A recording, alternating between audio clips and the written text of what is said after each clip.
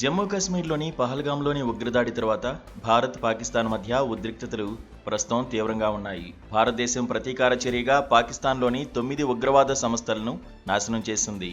దీని తర్వాత పాకిస్తాన్ ఒప్పందాలు ఉల్లంఘించి నిరంతరం భారత సైనిక స్థావరాలపై దాడికి విఫలయత్నం చేస్తోంది. అయితే ఇండియా తరఫున ఏర్పాటు చేసిన S-400 రక్షణ క్షిపణి వ్యవస్థతో సహా ఇతర ఆయుధాలు, క్షిపణులు పాకిస్తాన్ అన్ని దుష్ట ప్రణాళికలను నిరంతరం విఫలం చేస్తున్నాయి. ఈ పెరుగుతున్న ఉద్రిక్తతలకు ముందు పాకిస్తాన్ నిరంతరం అణుదాడి బెదిరింపులు చేస్తూ వస్తోంది.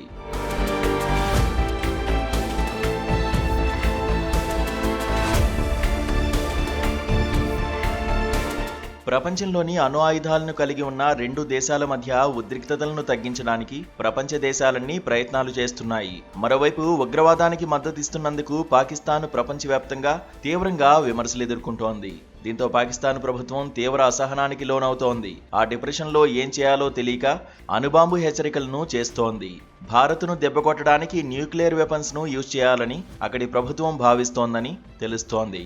దీనికి సంబంధించి పాక్ ప్రధాని షహబాజ్ షరీఫ్ నేషనల్ కమాండ్ అథారిటీతో సమావేశం అవుతున్నారని అక్కడ మీడియా ప్రచారం చేస్తోంది.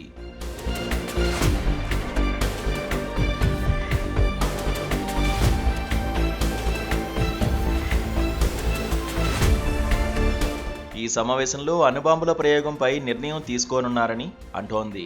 పాకిస్తాన్ కనుక అణుబాంబు నిర్ణయం తీసుకుంటే అది పెద్ద సంచలనమే అవుతుంది. కానీ పాకిస్తాన్ అణుబాంబు వేసే అవకాశం చాలా తక్కువ. ఎందుకంటే అలాంటి చర్య తర్వాత అంతర్జాతీయ పరిణామాలను, ఆర్థిక ఆంక్షలను, సైనిక ప్రతిస్పందనలను ఎదుర్కొనవచ్చు.